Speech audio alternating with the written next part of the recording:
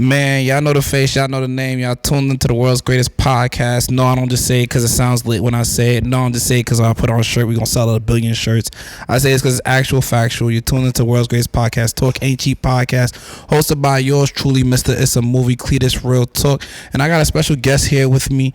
I don't tend to introduce people. I feel like that's kind of lackluster to do as a radio personality. So I will let my special guests introduce themselves. Sheesh. Let's see, it's Robin, it's Paulie. We're gonna leave it at that. Paul ID, man. Walk on, my brother. What's up, bro? How you been, bro? Yo, good, man, good. I just got back from LA a few days ago. Saw 2 legends in action. Dope. Dave Chappelle, Chris Rock. Had a good time. Prior to that, though, some bad energy. I just had to bury my grandfather. I was in New York about 2 weeks ago. Handling all of that was very heavy, very hard for me. So my condolences. I appreciate that. Wow. So I guess we could talk about being legendary because I always regard you as one of the few, not even one of the few, but I really like you're a legend. I feel like BSU, you know, just that era of like being black at UB. I felt like you were just a notable figure. Not even, and I feel like when it comes to music and poetry production, like you were ahead of the curve.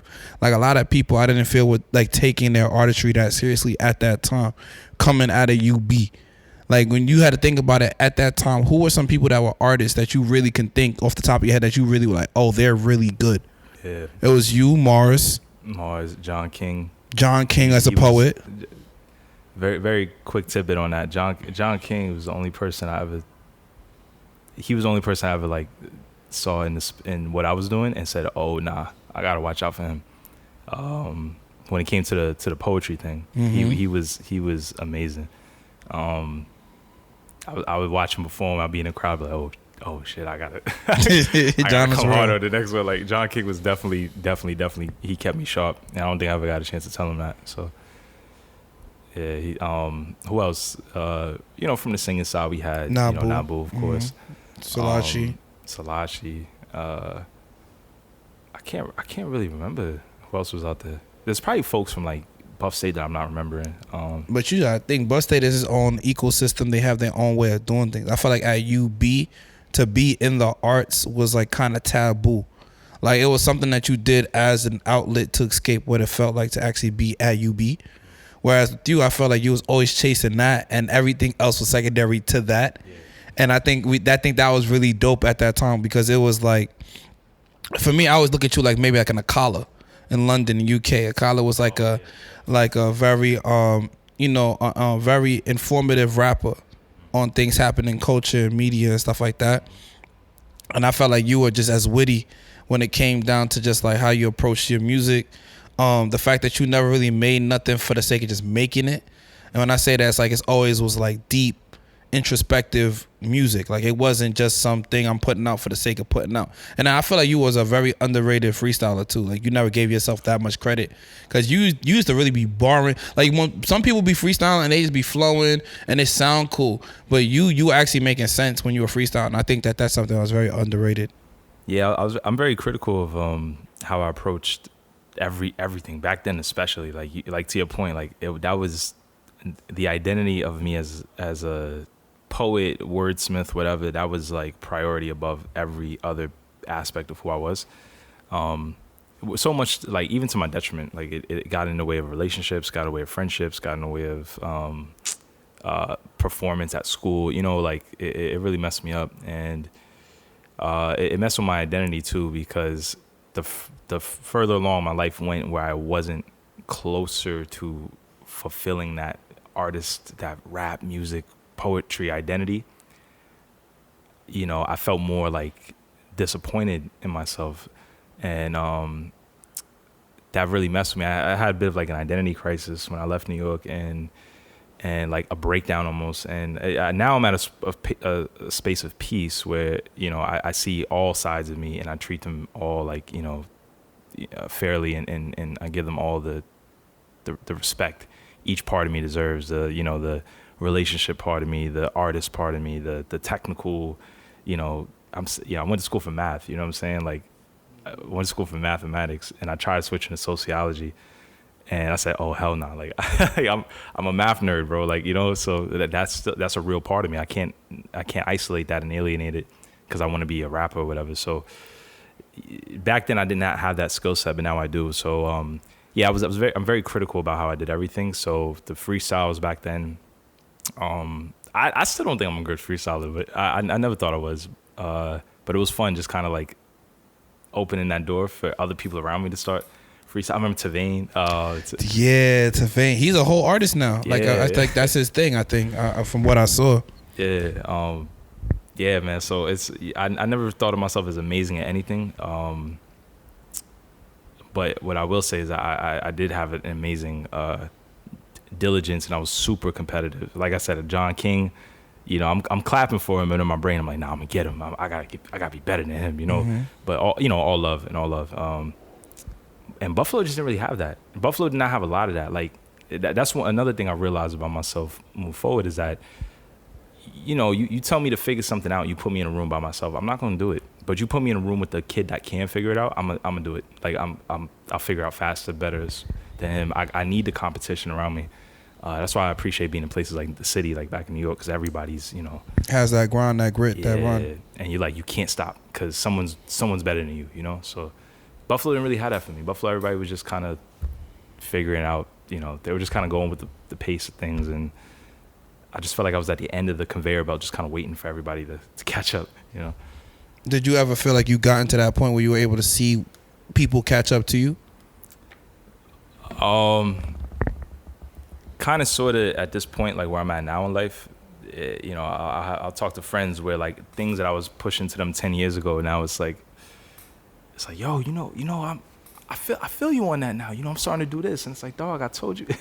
I was trying to get us to do that, you know, in 2014, man, 2012. You know, like, you know, and I'm happy for people, but I really do feel sometimes like sometimes it does feel like I'm just alone waiting for people catch around up. me to catch up. Nah, I think that's real, because I felt like with you kind of opened up a lane for a lot of people to start doing it. And I think it's funny because we talked about this a while ago. I think like my generation, like my class of people kind of opened up another room of a lot of us in at UB. I remember we had a conversation like before we got there, like there was black people, but there wasn't as many of us. And then when we came in, we was deep. So you kind of was like low-key the godfather of a lot of stuff. And then, you know, my generation and those who came after, I think, started to now see what you were trying to do. Like they became more of everything that you already were doing. Like it just was more of it because they seen that there was people who were already doing it in leadership positions, like in BSU, you know, being math majors, being popular, being known.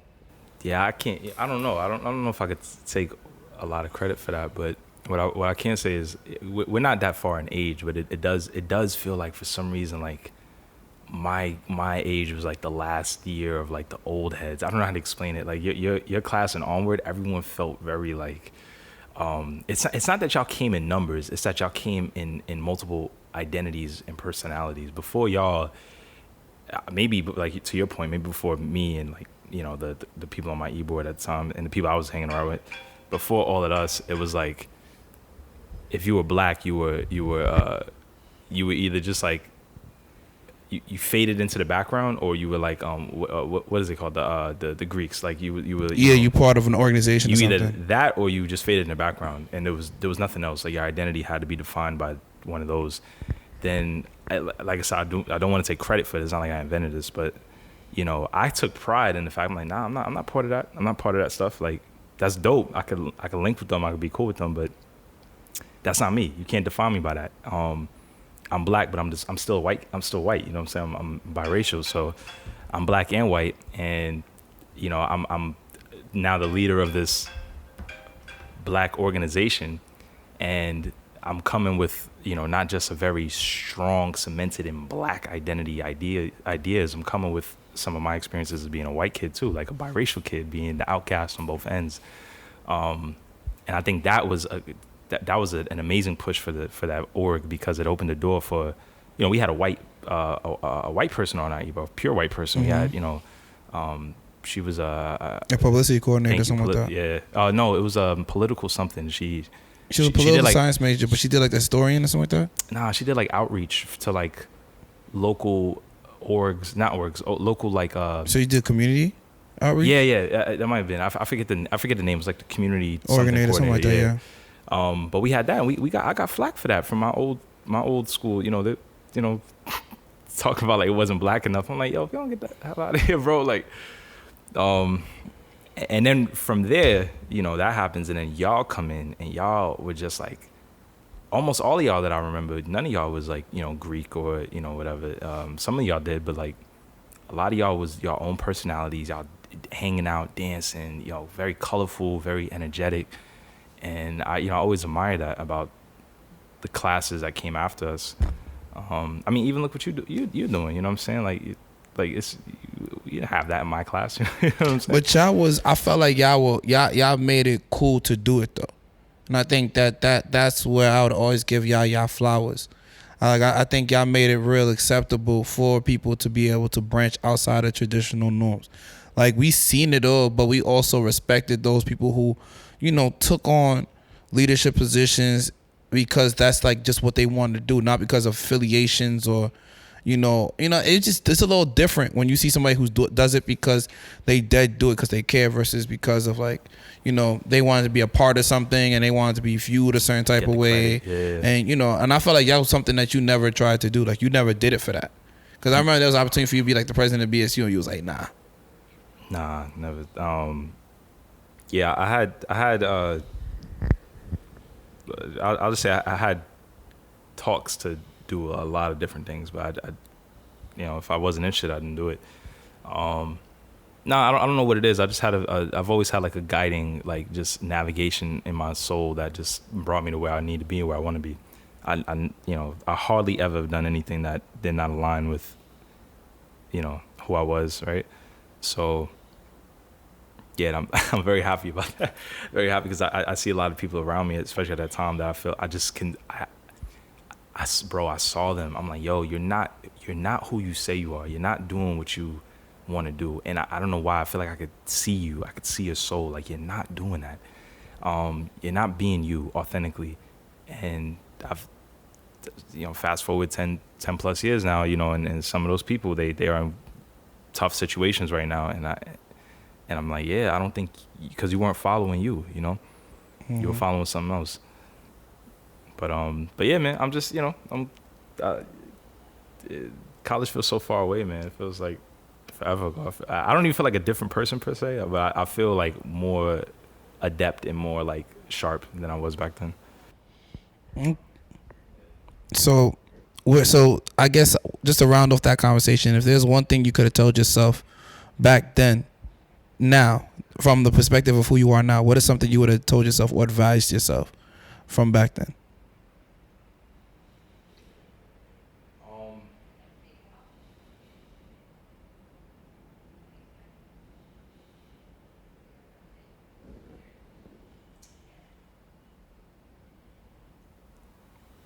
It's like two things, like to for one, put your authenticity above all else. So anything that is not you, don't do it. Anything that is you, pursue it vigorously, like vehemently, like just don't stop, The other thing is, I don't know how to put this in a simple way, but look at the data of your life. Look at the data of the things that you've done. Anytime you've been put in a bad situation, anytime you've had no money, anytime you've been like, emotionally challenged, or, anytime you just really felt the weight of the problem in front of you, and then you've overcome it. You know what I'm saying? You've overcome that in some way. Look at those data points and then realize that you are in fact like that guy. Like you are that powerful entity that you want to be. You're already that. You know what I'm saying? The story, you're still writing the story. You don't just kind of like read, you don't read about Bill Gates or Elon Musk or, Genghis Khan.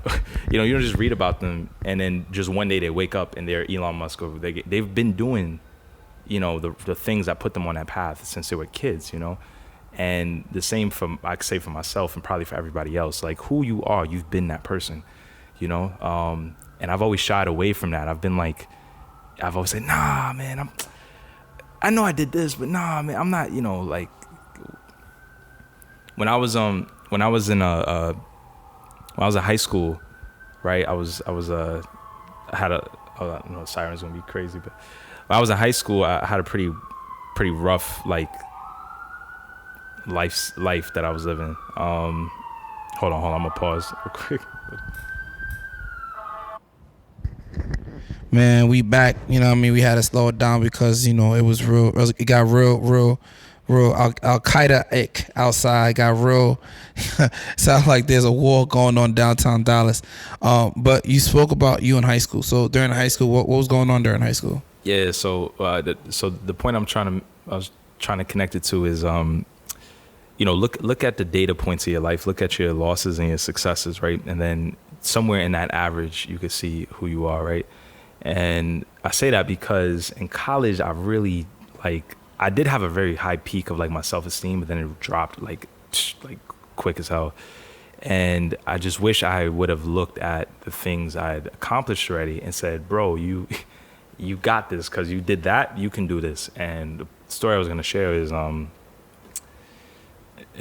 high school. So in high school, I lived, I was very poor, right? I was like, you know, defined poverty. And where are you from? Where are you from originally? I'm from New York City. Born in Queens, raised in Brooklyn. And in Brooklyn, when I went to high school, my last 2 years of high school, I lived in the shelter system. So I was technically on paper homeless, right? But in my eyes, I don't see it as homeless because I had a place to sleep, but, you know, it wasn't a home, it wasn't an apartment, it was a shelter. And shelters could be I've lived in a few shelters in my life, and they could be a whole range of experiences. Like, you know, I've been in shelter systems where like you go to like I don't know what to call it, like a central location where it's you and everybody else looking for housing. And then at night, if they don't find you a house, or a place to stay or whatever, as you go through the paperwork and all of that, you get bussed to like some hotel that they keep you for a night, and then you come back in the morning and do the whole thing over again. I've done that, but in this experience, basically, it was a very, very small room. It was like maybe the size of like maybe like a 10 by 10 room, you know, and it was a bunk bed situation. My mother was living with me, or I was living with my mother. So it'd be me and my mother in this bunk bed situation, and I'm talking about the bathroom, the kitchen, all of that is in that 10 by 10 space. And I would still go to high school, you know what I'm saying? And, you know, the shelter has restrictions. Like you can't be out past a certain time. You got to sign out when you got to sign out when you leave. You can't spend the night at places, because if you do, then they say, well, you have a place to stay, so why are you staying here? And as you can imagine, like you can't, you know, I'm not inviting friends over to my crib, you know what I'm saying? Like that just wasn't a reality. And I did that in high school. And, you know, I don't have internet, I don't have a phone, I don't have anything. But I loved math, right? So, you know, I'm studying math, and I'm studying mathematics or whatever. And I took that AP calculus exam. And this is one of those stories I hold on to. But like, I took that AP calculus exam, and I got a 5 on the calculus exam. I got a 5. It's the highest grade you can get. It's next to getting a perfect score. You know what I'm saying? Like, bro, poor kid. I'm talking about multiple nights with nothing to eat. You know what I'm saying? Like, literally homeless by definition, living in the shelter. I don't got Kaplan. I don't got, you know, no one in my family that went to high school. No one in my family went to college, you know, and I get a 5 on this exam. I'm talking about, you know what I'm saying? Like I'm talking about an exam where you got people of other backgrounds. They got their whole family behind them. They got resources. They're in the programs and the Kaplans and the Kumans and all that shit. And I'm just me. I'm just taking the time to study, and I did it. And when I went to UB, I went to my college, and my calculus class, I remember the professor asked everybody, like out of maybe 80 of us in that room, he's like, yo, who took the AP exam? Maybe like, you know, 40% of the people raised their hand. He's like, who got a 3, right? Almost everybody got their hands up. Who got a 4 or higher? Like maybe only like 15 people. Who got a 5? I'm the only one. You know what I'm saying? I was the only person in that class that could say that. And but then I go on to get a C minus in that class, and then I was on academic probation, and I was, you know what I'm saying? And I just let a lot of my negativity against myself, my low self-esteem, I let all of that kind of impact me, you know what I'm saying? And it brought me down. And you know me, I didn't drink, I don't smoke, I none of that. So like, I had no distractions in that sense. I just really just did not believe in myself. So going all the way back to your question about like, what would I tell myself? Like I said, look at the data points, who you are, what have been your highs in life? You know what I'm saying? What have you overcome? You know, like you had no food, you was poor, like you had nowhere to go, you had no home, and you figured this out. You figured out how to get to college. Like, do it again. Like now you can do that. You do it again. And you know, I look at my life where I am now, and I guess it worked. But yeah, that's what I would tell myself. And I wish I kind of like held on to that idea earlier in my career, in my like, you know, my academic career. So how did you pivot out of UB to being in Dallas? Because I remember, because we could talk so much more UB stuff. I feel like the UB stuff isn't the most important, in my opinion, aspect of our relationship. I think for you was seeing you go from, you know, hearing the stories of you in Brooklyn, you know, seeing you and your family at graduation and how everyone came up for dinner, and I'm meeting all your bros and we all chilling in the house and meeting all your peoples. And then after that, you coming to Dallas. So what was that process like from you transitioning from UB to Dallas? Yeah. So like I said, stick to your path. Like look at your highs and lows, right? And somewhere in the average, that's where you are. Yeah. So alongside being a math nerd or whatever, I also like I did audio engineering. I'm into music, right? I record, whatever. I was hunting for so at this one point when I was in when I was in UB, think going into 2016, something like that. Winter 2015, right. I was hunting for a job, and also I wanted to like go crazy with the music stuff. I wanted to like get a job doing it. I wanted to do something with it. So I'm looking for an intern gig at a recording studio, and I'm looking for like a job. If I can get both in one, that'd be dope. So I go for I'm looking at a store, looking at Microsoft store in the mall, and I go there, and I'm like, yo, I'd love to work here. They say, yo, let me get your resume. Never got a call back. I went back again. Yo, I'm trying to, get a job. Oh, yeah, we'll look at it. Never got a call. So I was like, all right, bet. And then at the same time, I'm hunting for a recording internship, right? So I find a studio. I send this guy a really thought out email. He said, yo, this is a great email. Come in, let me check you out. And he said, yo, you know what? I didn't know anything. I knew nothing about audio engineering, nothing, bro. But I was like super passionate. And he said, you know what? I'll give you a chance. My current intern is leaving. So I got a chance to meet the intern. I don't know his last name, but homie's name was Yemi, one of us, right? So I'm like, yo, what's up? What you doing? Da da da. He's a super nice dude, and he was like, yo, I'm leaving for Seattle. I'm like, why you going to Seattle? He's like, my company is sending me there. My job is sending me there. I was like, oh, what do you do? He's like, I work at the Microsoft store in the mall. I said, yo, that's crazy. I've been trying to get a job at the Microsoft store in the mall. And he's like, what? He's like, he's like, we're hiring. They didn't give it to you? I was like, nah, I didn't get a call back. He's like, I got you. So I don't know what position this kid was. I don't think he was a manager or nothing, but all I know is about maybe 3 weeks later, I finally got a phone call. And let me stress, when I say phone call, it wasn't even a phone call. I had to give them, I'm pretty sure I gave them at the time, like the girl I was talking to, I'm pretty sure I gave them her number because I didn't have a phone. I had an iPod that I would use like a Google Voice number on. So when I was connected to Wi-Fi, like I would get, but I didn't have a phone. So maybe I gave them my Google Voice. I forget, but like all I know is that they did not have a way to call me directly. So anyway, I got contacted somehow, and they called me in for an interview. I did the interview, and I did another one, and I got Microsoft. Dope. So now we're talking November 2015.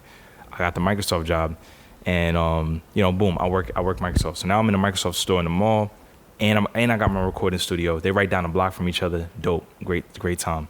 How did that lead me to where I am now? Well, because when I graduated at the end of 2016, I knew that I wanted to go back to New York City.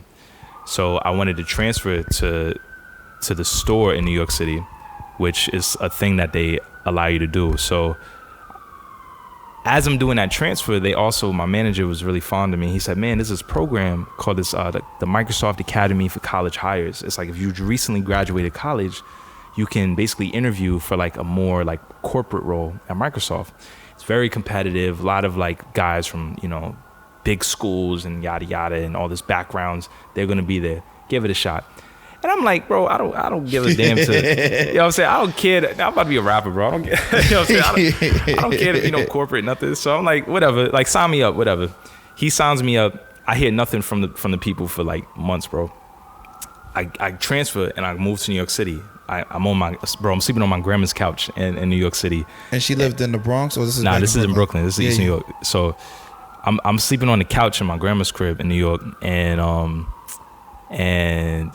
I'm going to work. I'm going to its store on Fifth Avenue, New York City, whatever. Cool, had a good time, whatever. Then all of a sudden I get hit up in like October of 2016 to do an interview, and I said, oh, and they said they want to interview me in North Carolina. So I was like, what? So they flew me from New York to North Carolina. It was my first like paid for flight. You know what I'm saying? I get on, and then I go to North Carolina and I do the interview. Now, one of the special things about the interview is that they wanted us to do a presentation on something that we were passionate about, and I had a month to prepare. So I don't know if I ever told you this, if what I did it on. No, I don't think so. So 2014, I did this project with these girls called it Lips. Yeah. Oh, boom. Yo, because we got to talk about Lips, because continue. We're gonna come to Lips. I did this project in 2014 with the for anyone that could be listening. Man, shout out to Lips. That joint is hard. Yo, whatever happened? Do you still got it on your computer? I do. I need that. So hold on. So you give me. Hold on. Lips is a project I did where I interviewed, I think, 12 girls. I interviewed 12 girls that went to UB, all minority girls, and I interviewed them just about life, just everything from like life as a kid to relationships to, more traumatizing subjects to successful and happy things and just everything in between. And I got like hours of just audio from these girls. And my original idea was I was going to cut up the audio samples and do my own production behind it, and just kind of have like a collage of stories from these girls while like some beat or a musical something was playing on the background, right? I got 1 or 2 tracks completed on that. And then I just, then at the time, something happened with my grandmother, and I paused and I went to New York City, but then I just never resumed it. And so that was something it was like this incomplete thing, right? And I was like, yo, I'm gonna present that to them. So I took Lips and I sort of like cleaned it up a bit, and I presented that to them as my project, talking about basically how like, especially in the Black community, like there's a lot of just general oppressive issues that the community faces, right? And being of the Black community, but also being on the cusp of it, because I'm biracial, right? I'm Black, but I don't appear Black all the time. You understand what I'm saying? Like, if I'm walking down the street and Cletus is walking down the street, like, if we're talking about just physical appearance, Cletus is more likely to be antagonized or had an issue with the law or something than I am, right? Somebody might interpret me as Puerto Rican instead of Black. You know what I'm saying? And that matters, and I'm very aware of that. It's almost like a privilege I have, and I'm very aware of that. I kind of pick and choose, right, when I'm Black and white, and I'm hyper aware of that. So being on that cusp made me realize, like, yo, there are other issues, like, aside from my own issues, what other issues are out there that need a voice? And then I just looked right next to me, and I looked at all the women around us, like the Black women, the Spanish women, and I said, man, this is like, what are they going through? No one's talking about them. At the time, there was a lot of focus on like the Trayvon Martin, I think Mike Brown happened at this time.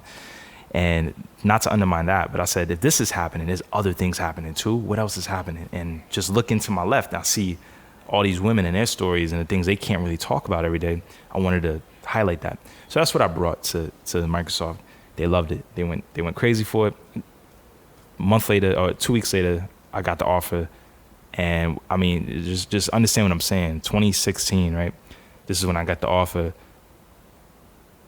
I'm sleeping on my grandma's couch, like, my mom is sleeping on the couch. Like 2-3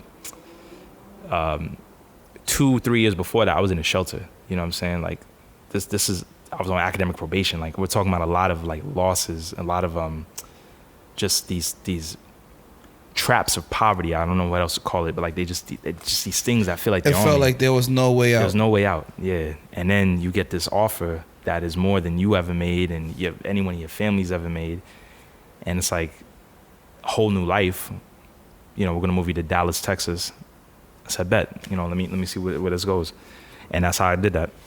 And now here I am 6 years later, and I've like heavily elevated in that role. You know what I'm saying? Like my life is, I don't even know, impeccable to still clean. It's immaculate. It's immaculate. You know it's like, immaculate. That, And hey, people who are listening, he's not lying. I've seen this twice.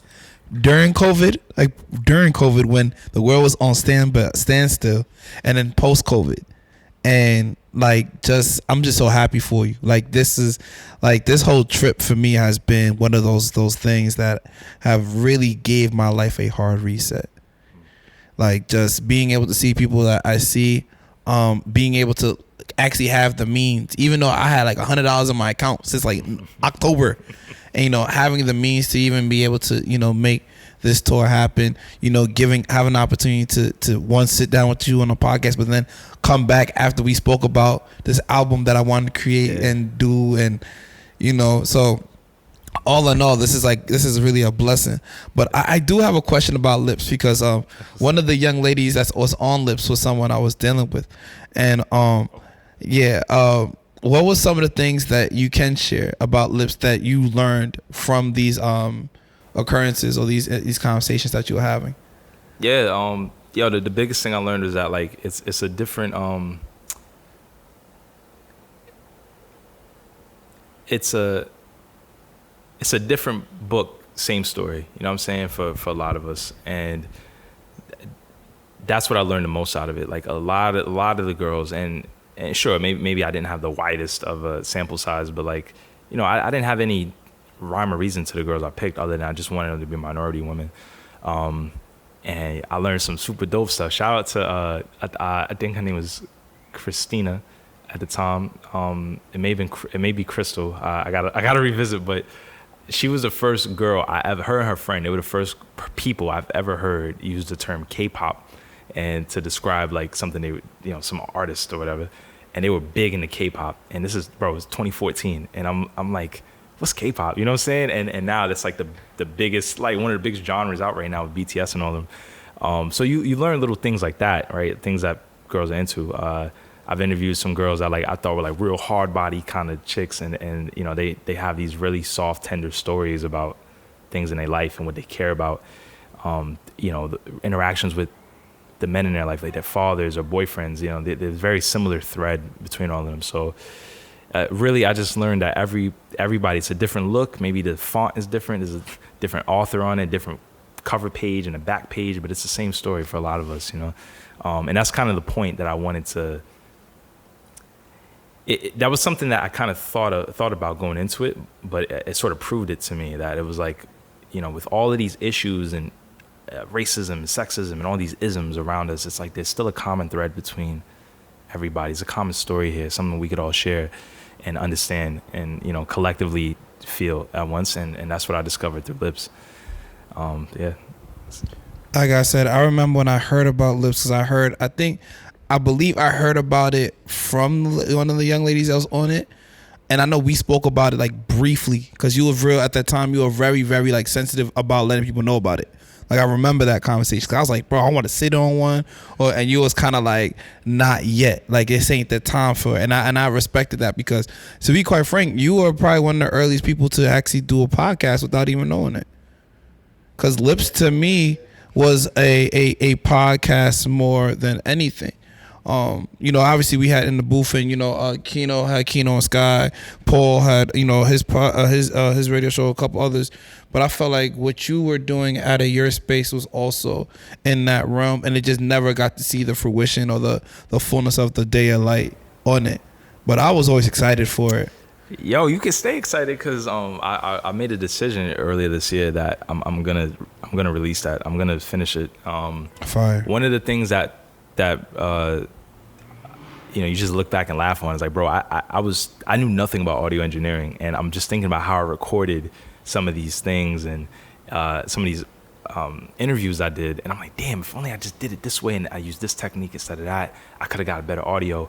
But the audio isn't bad on it, so I'm revisiting the audio, and I'm like, yo, I could clean this up. This is and then I'm like, yo, I'm gonna put this together because no funny shit. Like, we're about to hit 10 years since I did these interviews, which is crazy to think. 2024, it'll be 10 years, and I got a plan. I got a plan of how I'm gonna do this, and I'm very serious. I don't know if I told you. This is kind of in conjunction with another project I have going on. I have a studio now. I don't know if, Where? Wow, yeah. This is Like an actual physical location? I have a physical recording studio. That you own? That own is a reach. I'm renting, I guess is the right way to say it. I mean, but it's your space. It's my space. I know the podcast people can't see this, but I can show you. Oh, without a doubt. And I know you got to go in a little bit. Nah, I'm not rushing. I'm not rushing. We in good company. We not rushing. Share this. So, 2016, I'm sorry, I'm tripping. 2021. I'm lying, 2021. I've been looking, I wanted to find a space, right? Wanted to find a space that I could work out of. And I wanted to do it in New York. So I live in Dallas now, but I go to New York all the time. And I did some shopping around and I found a spot. And now in the Navy Yard, I discovered this really, really ugly ass room in the Navy Yard. Cleus, I know you see this, right? But the floors were like painted floors, so it was like chipping up. The walls were like this drabby, orangey color. That you can see in the corner, like stupid stuff, like that hole in the corner, all this weird stuff happening. The lights were really bad. Then I started going to work, so I started tearing up the floor. So I started scraping up the floor, getting underneath it. Cleaning up the walls. I laid primer down on the floor, make it all sticky, and then I laid down liquid concrete, right? So that quick concrete stuff. So you poured it out to level out the floor, and see I got it all right there, and then that dries up, then boom, now I got a dry floor. Now we start doing the magic, bro. So now I started laying down hardwoods, laying down some of the floorboard and all that. You did this by yourself, or you hired someone to do this? No, this is me, my girl, and then like that's my nephew right there. He came and was like, painting and whatnot. So now, the room's starting to take shape, and now I got to build the physical booth. So I'm building that all by hand. Wow. And these are the dimensions and all of that for it. But I want to give you like a good shot, a good picture. Wow. So this is kind of like, you kind of tell what's going on here, right? So we got the wood here. That's where the booth is going to be. Then this is just kind of space. Small room, but still. There you go, like that. Like, so that red outline, that's the booth. And then all of that is just kind of space. That's my my keyboard controller right there in the back. I just got like a AC thing. You also could use this for like photography. You can use it for a lot of multi-purpose use space. I could use it just to be in there, bro. Just like to have a spot in New York. Just have, I ain't gonna live there, but just to have people pull up on me and chill out at the studio. Like this is bro. This is gonna be next. Give it like 6 more months. This is gonna be next level. And the first thing I'm gonna do in that space is I'm gonna complete lips. I'm gonna finish the lips project, and that's gonna be that's fire. my first project out. If you need help, I would love to help. I got my little audio thing there. Yeah. Now I got. So there's a lot I'm doing. There's a lot I got planned for this. I'm doing I have a whole LLC set up for it. I'm gonna do production. I'm gonna do remote audio mixing. So basically, I'm gonna do like a quick video, YouTube kind of video, point people to it, to show them how to record like in their closet. Maybe you want to do a demo or something, or hear what a track could sound like. Show you how to do it on your phone, and then send it to me, and I'll mix it for you, make it sound as best as we can, and then send it back to you. Cheap price, obviously. It's not a real. That's fire though. Like you could do a lot with that. Yeah. So like I said, you can stay excited because.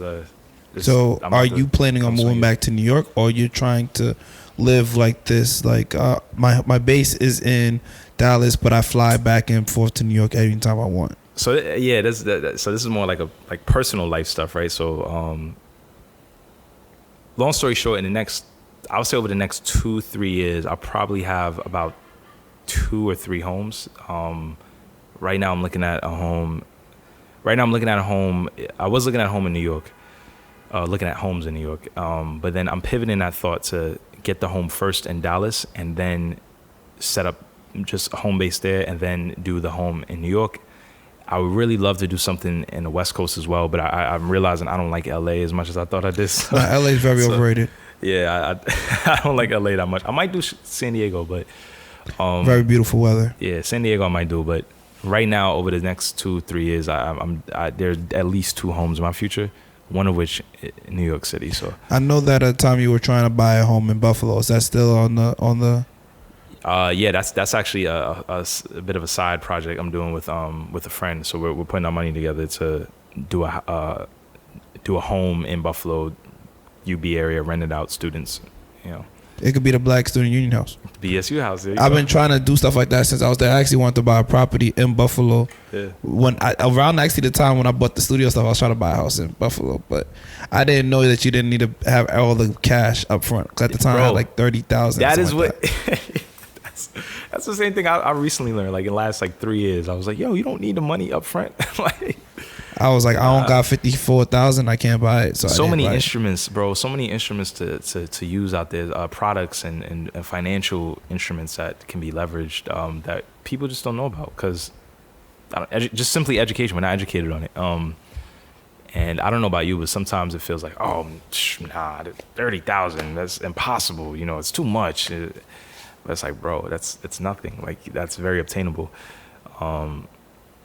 Yeah, that's what I add that on to the lessons as well. I tell myself like, bro, there's a system for everything. There's a system for everything. You could beat every system, you know.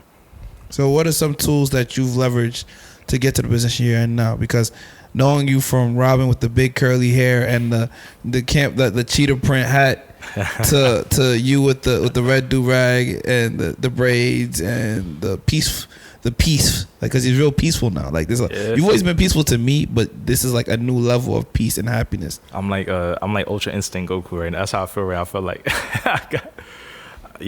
I see it all now. But instruments. White people. That's probably a really good instrument. Cause the people that what throws me off, man. I like, especially out here in Dallas, there's a very strong Black community in Texas for one, but Dallas, Houston, you'll see it. But sometimes it gets like, I won't say violent, but like aggressively defensive against white people, and it's like, dog, like wait, bro, you work with white people every day, like you talking about you hate them, and I get the jokes about the chicken not being seasoned. I could laugh at that, but people be saying some like really off the wall, like hurtful, I want to hurt these people kind of energy. I'm like, bro, chill out. So instead of looking at folks like that, if you look at them and say, hey Jimmy, how did you get your house in Florida and da-da-da? Oh man, so me and the wife, first we did a FHA on her name. This is before we got married, and then then you start learning these things. And I jokingly say white people, but what I really mean to say is like, it's if you're Black and you want Black success, remember that Black people, aren't the only ones that can be successful. Other people can too, and guess what? You can learn from their successes. It doesn't have to be a Black only success. You can stand on top of that hill as the Black champion, but there's things beneath that you could do to get there. So and there's things you can learn from people that don't look like you. So that's probably one of the biggest things I could say. So I got a question for you because I think that's super important. But I always ask you this question. I don't know if you've ever realized it, but I always ask you about love. I don't know if you've ever really. Love? Yeah, I always ask you about love. I don't know why, but I always do. And I guess the question is like, what does love look like to you now? What does love look like to me now? Sheesh. Yo, so funny enough, love has to me it's looked the same as it always has. It's just that I in the past I like, long story short, I knew what I wanted, right? And basically if something or someone didn't fit that, I instantly put them in a box, and that box was a box where they can never escape from, you know what I'm saying? And no matter what they did for me, who they were, how nice, whatever, they just can never escape it because there was something they were missing that I attribute to like the one for me, And long story short, it's just somebody that's that's somebody that makes me go, huh, you're right, let me do it that way, or someone that makes me question what I do. It's very, very, very hard to find. Going back to the very beginning of the conversation, I told you I feel like I'm at the end of the conveyor belt. And then what I've always been looking for is somebody that's on the end of the next conveyor belt, waiting for me to catch up. And that's what I did not find for years. You know, they got me turning around saying, wait, there's another one? Oh, shit, I can go further? Yeah? And I identify that by very weird things. Like, and this is a me thing. Like, I'm very neurotic in my head. Like, I see things in a very weird way that I don't think people see it. But like stupid things, like bro, how many people, like, you know, just generally, how many people do you know that like dropped out of like college and then actually came back and completed college? That's a great question. I know a good amount. You probably know some folks. Yeah. But generally, it's not a thing. Like, if someone drops out, it's like, over. It's over. How many people you know dropped out of high school and then go on to complete their college degree? You know what I'm saying? And it's like, whoa, that's crazy alone. How many people, you know, how many girls, you know, drop out of high school and then they complete their degree and they don't have a kid and a baby father somewhere, you know what I'm saying? You know, how many girls, you know, that are like video vixen level, but they're not out trying in the club to do that. wilding, you know what I'm saying? These are like the norms or like expected things almost. And when you meet somebody that falls outside of that, it's like, oh, like, you're different. You see the game in a different way, you know? And that's always what I've sought after for people, for my, you know, my woman that I would want to be with.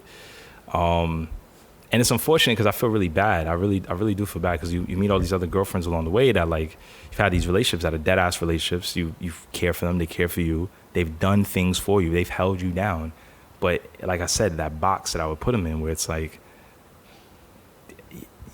it just didn't click for you. Like, I couldn't get with it. Yeah. I just can't go further than this. And, you know, it's very unfortunate. That's the one thing, like, one, won't call it a regret, but it's definitely something that I wish I would have like curbed more in my habits when I was younger. Do you think that way of being, though, helped position you for the love that you deserve now, though? Nah, because in the beginning, like I said, I knew what I wanted. So if you know what you want, why are you with something you don't want? You know what I'm saying? Now you're wasting everybody's time. That's my mistake. You know, that's what the negativity I put into the world. You know, but the truth is, it's just like, you know, not to suck my own dick in them, but like when you're like, to your point, when you're him, yeah, when you the math major with the hair and, you know, people popular and people like you, and they come to you, it's, you know, you're not going to turn down every single person. You know what I'm saying? I guess my question for you then will be, what's the best way to phrase this? How do you know when it's real then? Because for me, I'm one of the people, like I always tell people all the time, if there's a such thing as unicorns, like not just in business, but like in people. Yeah. So like, you don't gotta crumble and stuff. You good? Like, you good? Nah, you good. You in good company. We in your house. But yeah, no. If you want, you can come say hi to the podcast. Just say hi. Hello. But you know, because we're unicorns. Like, when you realize, when you get to a certain level, they talk about 1%ers, like, bro, we've been 1%ers, just not when it comes to the money. Like, you got to think about it. Like, how many, like, I had a breakdown with one of my young boys. I'm like, how many people do you know that are black men that went away from college from your school? Like, if you go to public school, black men don't really graduate like that, and they don't go away for college. Yeah. And then I'm like, yo, then, all right, so boom, let's say you graduate. How many of them you know got 3 bachelors? Not just 1, 3. Shit, nobody. Okay, how many of them do you know got masters? Shit, nobody. How many of them do you know are doctors? Shit, nobody. You gotta think, there's a lot of men in this world. There's a lot of people out here. You don't realize how much a unicorn you are until you come back into that environment and you look around like, damn, I might be the weird one. Yeah, the weird I might be the odd boy. Yeah, and that's the conveyor belt, bro. I'm telling you, at the end, just kind of waiting, and you know, but yeah, what you said, like, how do you basically handle? Like, how do you determine who is worthy, I guess, or who will make you. So here's the thing: you never know. You will never actually know. You know what I'm saying? Everything is good until it isn't. So you never actually know what it is until it's happened and it's past. You know. So part of it is a risk, obviously. Like the whole thing is a risk. But like I said, you gotta have those things you're looking for. Like let's say, let's say a girl. Let's say I'm a girl. Let's just imagine I'm a woman, and I'm a young woman. And I'm looking for a guy to date or something.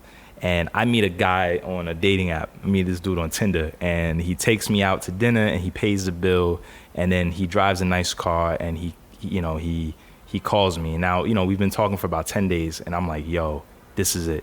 This is the guy for me. That's wrong. I should slap myself in the face. I'm stupid for thinking that, because this is nothing. This is part of the game. This is, what I'm saying? We in level 1 right now. He better be doing these things. You know what I'm saying? I want to see are these things going to be upheld at level 20. You know what I'm saying? Like when we've been talking for 6 months now, you know what I'm saying? Down the road, are you still opening the door for me? Are you still, and I say that I give the examples being a woman, because on the flip side, that's something that was happening with me. Like I said, not to suck my dick. I'm just a nice dude. Like if I meet a girl, I'm not, slapping women across the face. And like you ain't calling them out their name or nothing. We going out. I'm vibes and taking you here. We having a good time. Like you're invited. Like you may even speak to people in my family. Like you may even, my mom might say hi to you. You know what I'm saying? Because it's not. I'm not looking to demean you as a woman. But let's be super real. Like you know what I'm saying? I have not done or shown you anything that's particularly unique to just our relationship. So you gotta be on a, you know what I'm saying? You gotta look out for that as a woman or as a guy. Like you gotta look out for these things that what's actually unique. What is this person doing because it's me? Not just what are they doing and they could do it with everybody.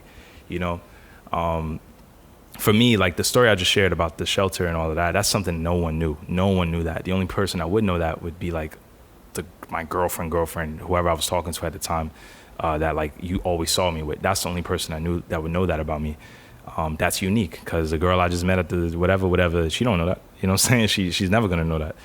And now in my life, it's a different things I share that I consider unique. So it's a long way to say, but basically, like because you'll have your own unique identifiers for what's special to you and what speaks to you. You know what I'm saying? So like I said, a girl that could make me feel like, oh, I didn't know that. You know what I'm saying? I didn't think of it that way. To me, that's like mind-blowingly special and different, because there's not a lot of people that I've met that make me say that. So for me, what I'm getting from this, and tell me if I'm wrong, it's kind of like the access to different levels of you. Like the access of information, access to data is kind of like you only know what you know based off what I tell you. So if I really let you in, it's because I'm truly invested in you getting to see that side of me. And it's because it's personal. It's specific. Yeah. It's something that you can only know. Only you. Yeah. And women gotta I think women need to be very careful of that with men. Like I think generally a lot of women think like, oh, if he introduces me to his mom, it's special. My mom say hi to everybody. That's what I'm saying. My mom is a white woman, Italian woman from Brooklyn, raised around every culture and every type of person you could think of, bro. She's friendly with everybody. So and I tell her everything that's going on in my life, bro. She knows what I just did 10 minutes ago. So she's going to know about you, especially if we're like, more consistently dating. Yeah, we in a vibe right now. Yeah. So that, that's dope and all, but that's not special. That's not the thing that identifies you as the one for me, And I think women need to be careful about it. They need to understand like what kind of dude they dealing with. If he's friendly and like that with everybody, then, maybe you shouldn't read too deep into what he's doing for you. Mm-hmm. No, I feel that. So at this point in your life now, what's the next step for you? Where are you at? You got the studio being built in Brooklyn. Yeah, it's over. So that's gonna be huge.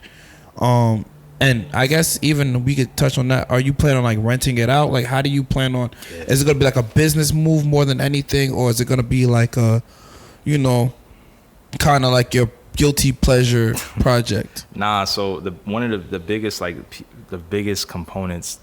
The biggest things I could attribute to like my peace right now, like I'll tell you, Ultra Instinct Goku, look it up, y'all know, like that version of me right now is because, like I said, I'm giving every part of my life space to do its thing, so that when it all adds up, I am the sum of everything, that I'm the sum of all those pieces. I say that because, my job right now, like who I am there is like going crazy. Like there's a pivot I want to make that is just gonna elevate me even higher. And I'm already at a very blessed and opportune situation. Like I love that. So that's going amazingly well. My music or my artist identity is not getting in the way of that. You know what I'm saying? That's dope. My relationship is on fire, right? Like I love it. I love everything about who my girl who she makes me feel like, who I am, like who I can be. I feel limitless, with her. The music thing now is like the freaking doors wide open, bro. I got the studio now. You know what I'm saying? I'm able to manage that in my life without it interrupting nothing financially and nothing, bro. Like I don't even blink at everything I just showed you with that, and there's more to come. And this is gonna be fun as hell to do that. Then I'm gonna be in the space. I'm not gonna rent it out. I'm gonna be physically in that space pretty often, about once a month. So you're gonna be on some remote type of thing? I'm gonna be remote, and I'm gonna be in New York. I'm gonna be in New York like once every month and a half.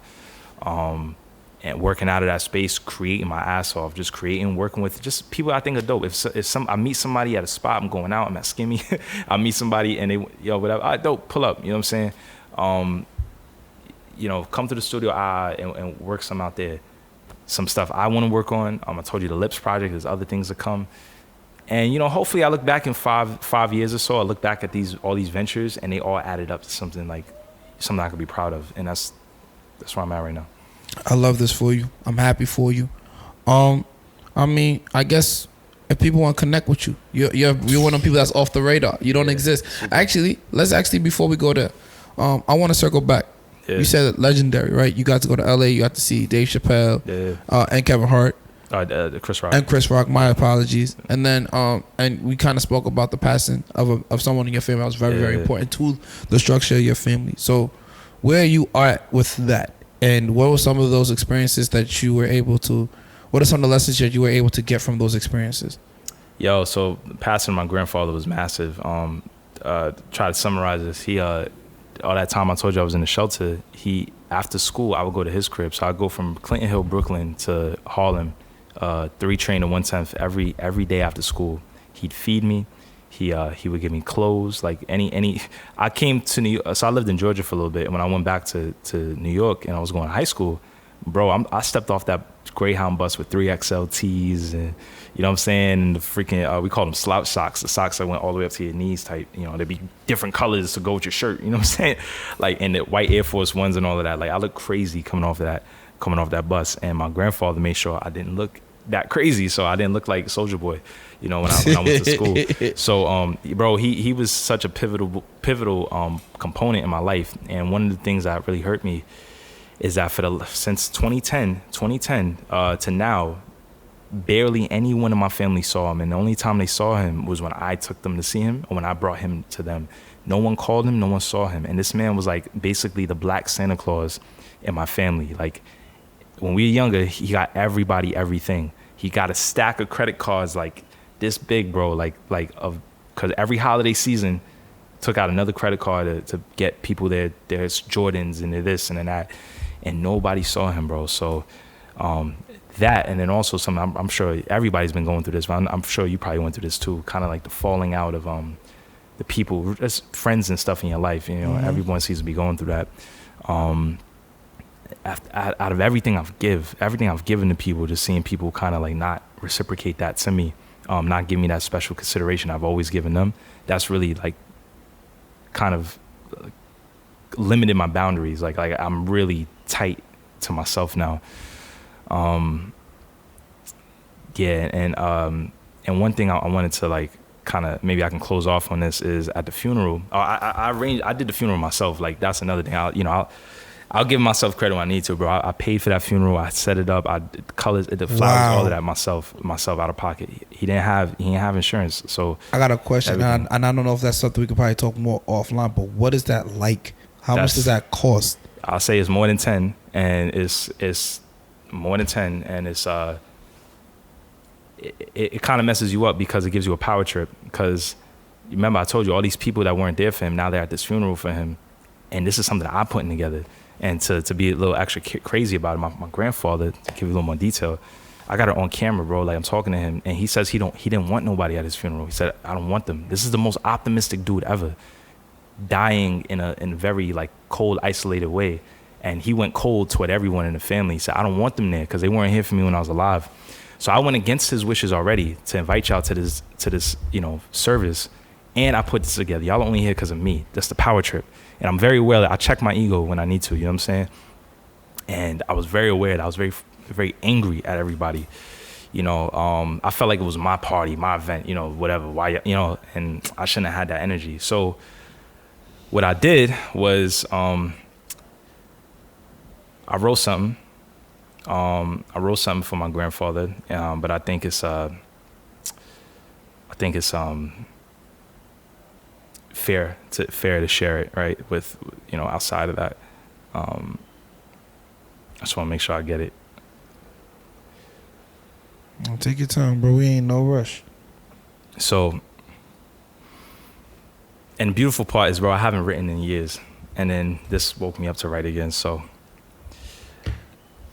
it goes, love should never be clouded by ambiguity, but I'll see how you doing me. You saying everything cool. Well, if that's true, you need to humor me this. I mean, where's the continuity? Because when you was brick, I gave you the coat. I even gave you the fit, said it was cool with me. But now you tight. Why? Because I didn't give you the jewelry? Love should never be clouded by ambiguity. Last time we spoke, you was broke. And then you go ghost to the eulogy. Why I feel like I can never move freely only due to how you see me? Why is it only unity when you needy? Love. What is it that I don't get? What is it that I need to learn? Since everyone is out for self, do I admit defeat and lose concern? Is that what my granddad wanted as he lay deceased and firm to a grandson that he gave the world just to set fire to it and let it burn? These are my true, my honest, my real, my deep concerns.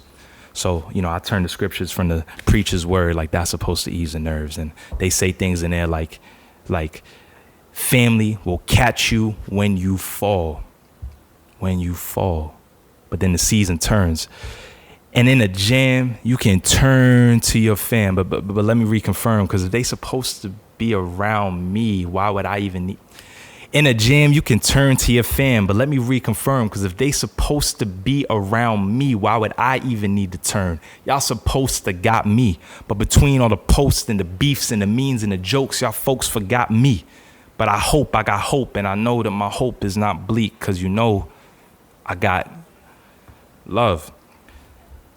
My grandfather said you always have a choice, so I'm going to choose to smile, and I'm going to take the time to emphasize his voice. So to you, the crowd, I ask to recognize that you are blessed. This is true, endowed with life every single time you take a breath, and vow that we will no longer wait until the death just to make a call, send a call, send a text, because none of us in here knows whatever's next, but I know love is true, because when all is gone, only love is left. That's love. Immaculate.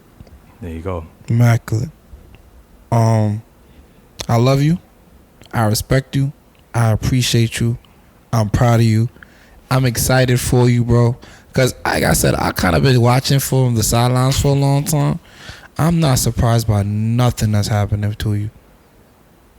Yeah, I appreciate that, man. And I know you're just going to up it and empty the clip. And I'm just here for it. So like I said, thank you for allowing, taking time out of your busy schedule. Thank you for allowing me in your space. Of course. And like I said, if people want to connect with you, find you. Do you still go by Paul ID? Do we call you Robin? Later. That'll come later. I don't. Right now, I'm off the grid. But that's later, fine. We'll figure it out. What? Whatever I could do to help, especially with the studio in New York and everything, because Immaculate Music will need a headquarters sooner than later. You know what I mean? So we could definitely have that conversation as well.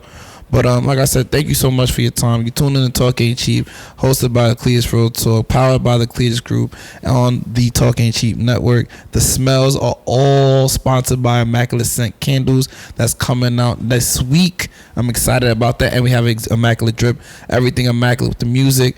And like I said, you tuned in to Talk Ain't Cheap, and it's not that deep. It's a vibe. Oh yeah, Immaculate Tour was immaculate.